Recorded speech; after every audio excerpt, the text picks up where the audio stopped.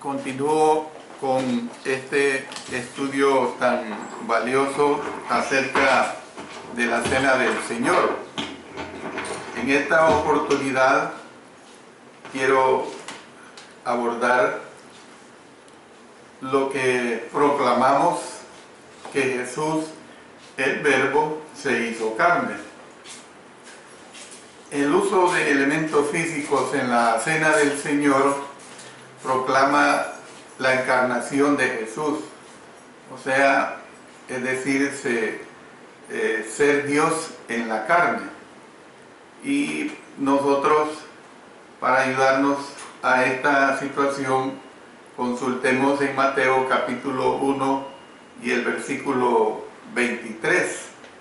Allí dice: He aquí, una virgen concebirá y dará a luz un hijo, y llamará su nombre Emmanuel, que traducido es Dios con nosotros. No fue un espíritu fantasmal con una apariencia humana. Por el contrario, siendo nacido de una mujer, o sea, María, habitó un cuerpo literalmente físico como el cuerpo de todo humano. Dice en Hebreos, en el capítulo 2 y el versículo 14. Así que, por cuanto los hijos participaron de carne y sangre, él también participó de lo mismo, para destruir por medio de la muerte al que tenía el imperio de la muerte, esto es, al diablo. Entonces nosotros vemos que Jesús se hizo carne para así comprender la experiencia humana. Aquí mismo en Hebreos, en el capítulo 4 y el versículo 15, nos dice: porque no tenemos un sumo sacerdote que no pueda compadecerse de nuestras debilidades, sino uno que fue tentado en todo según nuestra semejanza, pero sin pecado. Siempre he dicho que nuestro Señor Jesucristo nos entiende perfectamente bien, porque Él fue hombre, fue humano, de carne y huesos. Entonces Él pudo comprender la condición humana. Comió, durmió, caminó, montó sobre un animal, fue clavado en una cruz, vivió pues muchas cosas que a nivel humano se viven. Su cuerpo fue lavado, fue ungido con perfume y envuelto en preparación para su sepultura, incluido, o incluso mejor dicho, después de su resurrección se le pudo tocar. Entonces, hermanos, el Nuevo Testamento enseña claramente que Jesús tenía un cuerpo físico mientras Él estuvo aquí en la tierra. No fue un cuerpo imaginario, en ningún momento tuvo un cuerpo imaginario. Jesús, el Verbo, se hizo carne, nació de una mujer, nació de la simiente de David según la carne. Miren lo que dice en Romanos, en el capítulo 1 y el versículo 3. Romanos capítulo 1 y el versículo 3. Acerca de su Hijo, nuestro Señor Jesucristo, que era del linaje de David según la carne. Miren que claro, era del linaje de David según la carne. Fue físicamente igual a la humanidad en todo sentido. Es decir, miren lo que dice Hebreos capítulo 2 y el versículo 17. Dice acá: por lo cual debía ser en todo semejante a sus hermanos, para venir a ser misericordioso y fiel sumo sacerdote en lo que a Dios se refiere, para expiar los pecados del pueblo. debido pues a que participó de la misma carne y sangre común a toda la humanidad, Él pudo morir por los pecados del mundo. Aquí mismo tenemos otra enseñanza clara en este verso 14 que hemos leído. Tenía carne y huesos después de que Él resucitó. Luego, como ser físico que fue, se le pudo tocar con manos humanas que pudieron examinar sus manos marcadas por los clavos y el costado que había sido traspasado por una lanza. Entonces, ¿qué es lo que nosotros vemos? Vemos que Jesús vino del cielo a la tierra y habitó en carne humana. Dice en el Evangelio de Juan, en el capítulo 1 y el versículo 14, y aquel verbo fue hecho carne y habitó entre nosotros, y vimos su gloria, gloria como del unigénito del Padre, lleno de gracia y de verdad. Entonces nosotros vemos que los que niegan este hecho son anticristos. Mire, esto lo tenemos claro aquí en 2 Juan. Vamos a consultar el versículo 7 de 2 Juan. De 2 Juan, el versículo 7 dice así: porque muchos engañadores han salido por el mundo que no confiesan que Jesucristo ha venido en carne. Fíjense lo que dice, que no confiesan que Jesucristo ha venido en carne.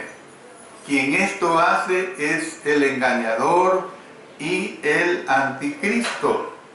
Es decir, que se oponen a Él. ¿Qué es lo que vemos, hermanos?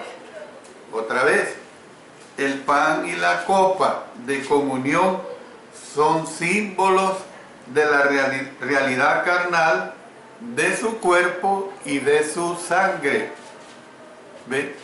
Entonces, al decir, esto es mi cuerpo, Jesús incluyó todo su cuerpo y todo su ser en su sacrificio por la humanidad. Entonces Él quiso decir su persona en su totalidad siendo sacrificada en su totalidad, no solo en la sustancia de su carne. Fue totalmente su personalidad, toda fue sacrificada. Bueno, veamos otro aspecto que nos implica el memorial de la Cena del Señor. Nosotros, hermanos, reconocemos que estamos bajo el nuevo pacto. Reconocemos que estamos bajo el nuevo pacto. Un pacto es un acuerdo. Es algo que se llega al menos entre dos partes. El nuevo pacto es mejor que el primero. Y esto nos lo enseña la carta a los Hebreos. Vámonos al capítulo 8 de Hebreos, en el versículo 6. Dice, pero ahora tanto mejor mi ministerio es el suyo, cuanto es mediador de un mejor pacto establecido sobre mejores promesas. Entonces, un pacto es un acuerdo. El nuevo pacto es mejor que el primero y proveyó lo que el primero no podía proveer. Ahora vámonos a Romanos en el capítulo 8 y el versículo 3. Dice, porque lo que era imposible para la ley, por cuanto era débil por la carne, Dios, enviando a su Hijo en semejanza de carne de pecado, y a causa del pecado, condenó al pecado en la carne. Verso 4. Para que la justicia de la ley se cumpliese en nosotros, que no andamos conforme a la carne, sino conforme al Espíritu. Mire lo que vamos a consultar para este estudio, o esta sección, vamos a consultar bastante la carta a los hebreos. Vámonos a Hebreos capítulo 10, los versos 1 hasta el 4. Porque la ley, teniendo la sombra de los bienes venideros, no la imagen misma de las cosas, nunca puede, por los mismos sacrificios que se ofrecen continuamente cada año, hacer perfectos a los que se acercan. De otra manera cesarían de ofrecerse, pues los que tributan este culto, limpios una vez, no tendrían ya más conciencia de pecado. Pero en estos sacrificios cada año se hace memoria de los pecados, porque la sangre de los toros y de los machos cabríos no puede quitar los pecados. Entonces vemos, hermanos, que el nuevo pacto hizo posible el perdón mediante la sangre de Jesús. Noten lo que dice en Hebreos en el capítulo 9 y el versículo 22. Dice acá: y casi todo es purificado según la ley con sangre, y sin derramamiento de sangre no se hace remisión.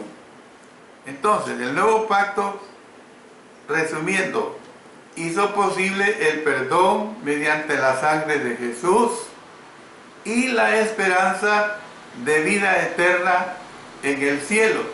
Dice en 1 Pedro, en el capítulo 1, los versos 3 y 4.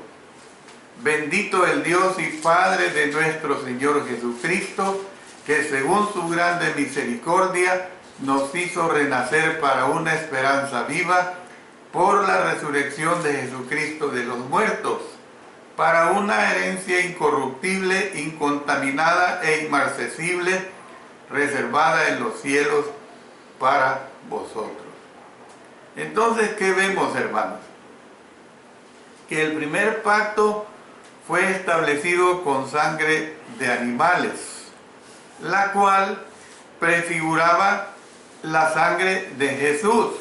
Mire, vamos a leer, vámonos al Antiguo Testamento en Éxodo.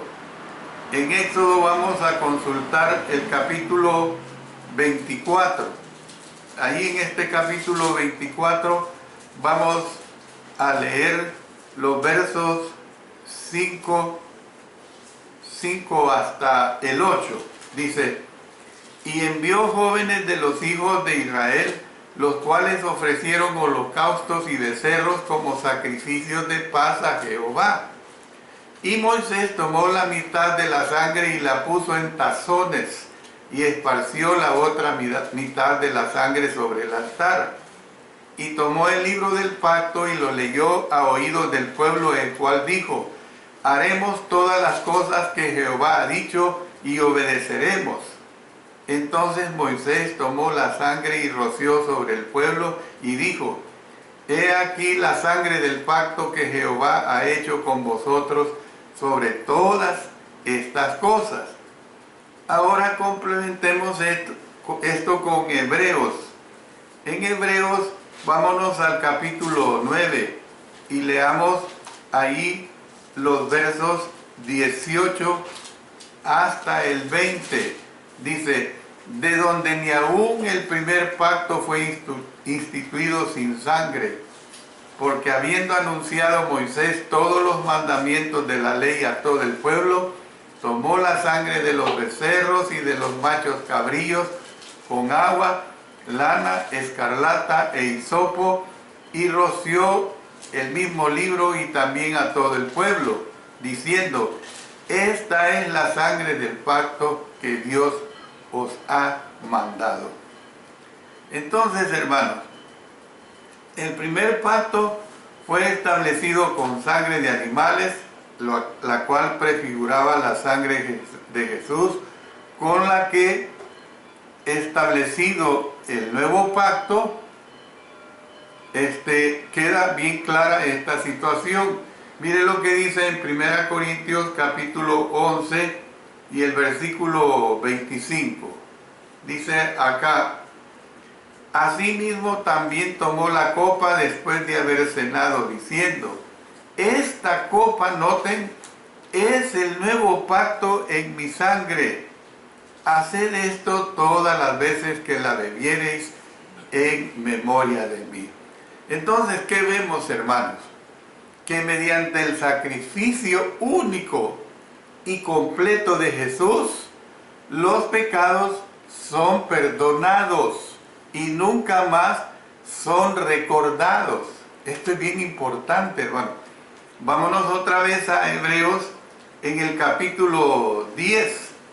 Hebreos capítulo 10, vamos a leer los versos 12, 14 y 17.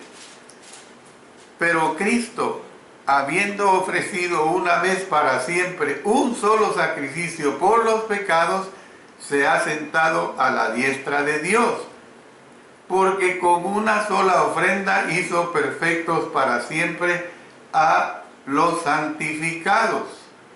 Añade: y nunca más me acordaré de sus pecados y transgresiones. Entonces, Dios, hermanos, hizo el primer pacto, que incluye los 10 mandamientos con los hijos de Israel después de que salieron de Egipto. Pero, ¿qué es lo que vemos? Mire lo que dice Deuteronomio capítulo 4, versículo 13. Y él os anunció a Israel su pacto, el cual os mandó poner por obra los 10 mandamientos y los escribió en 2 tablas de piedra. Deuteronomio 4:13. Entonces, el nuevo pacto, hermanos, ha sustituido al primero, o sea, el antiguo pacto.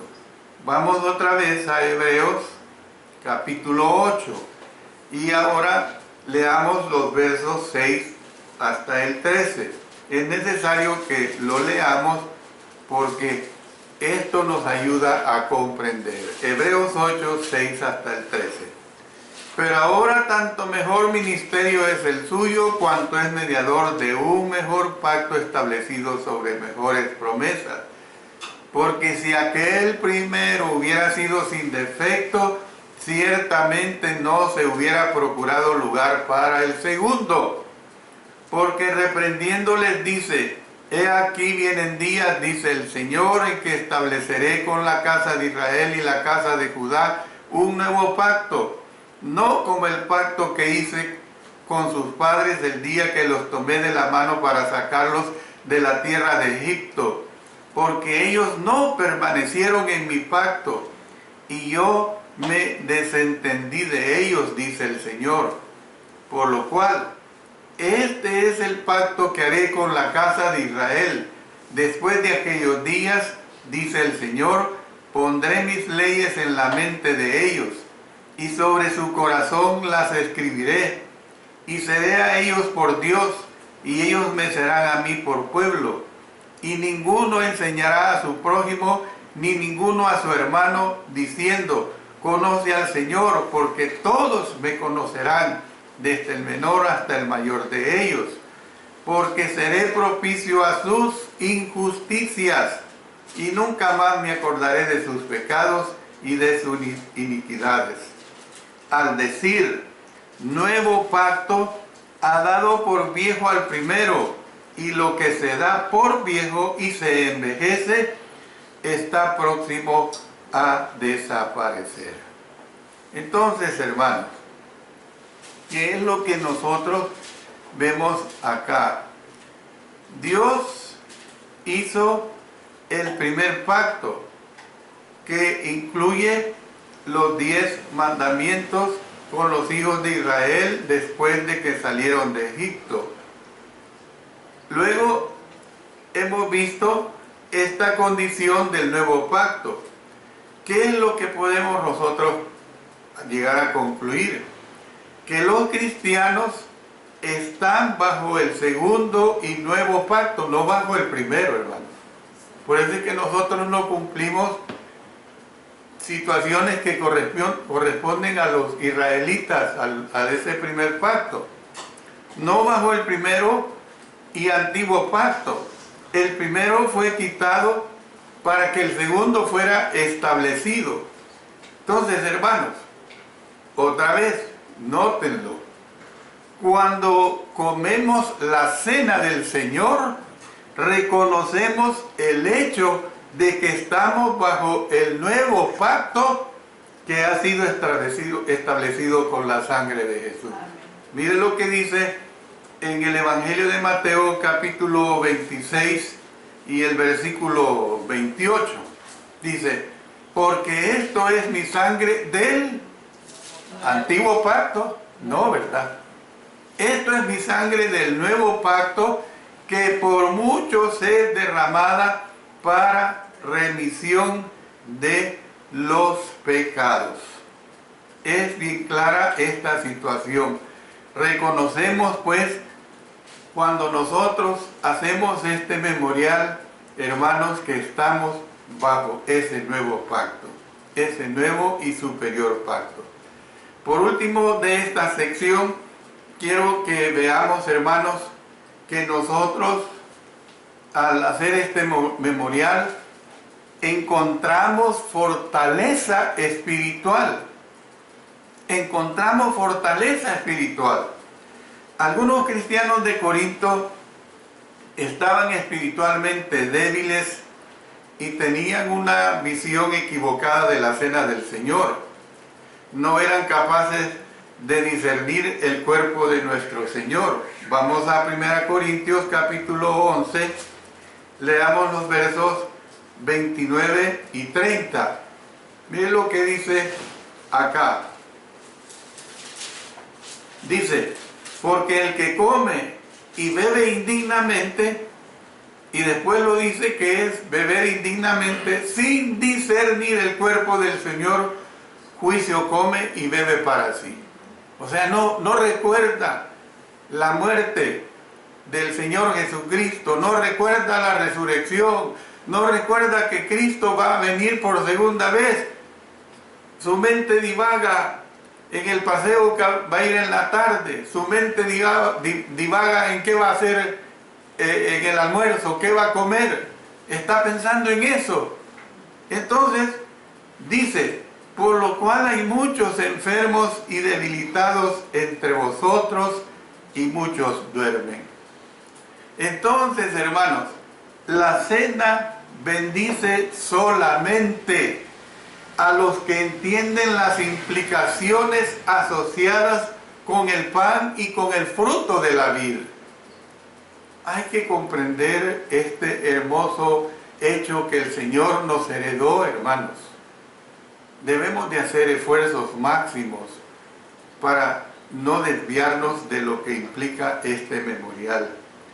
Usted sabe que la nutrición física que resulta de ingerir pan se puede comparar con la fortaleza espiritual que resulta de participar del pan de la cena. Del modo que la fortaleza y la salud física provienen de los alimentos físicos, hablando de nuestra nutrición diaria. La fortaleza espiritual, hermanos, puede también obtenerse cuando meditamos en Jesús. Esa fortaleza espiritual se puede obtener cuando nosotros meditamos en Jesús. Entonces, como representación de la sangre de Jesús, el fruto de la vid puede proveer una vida espiritual totalmente renovada. Recibimos bendiciones espirituales al asociarnos con su sangre, hermanos.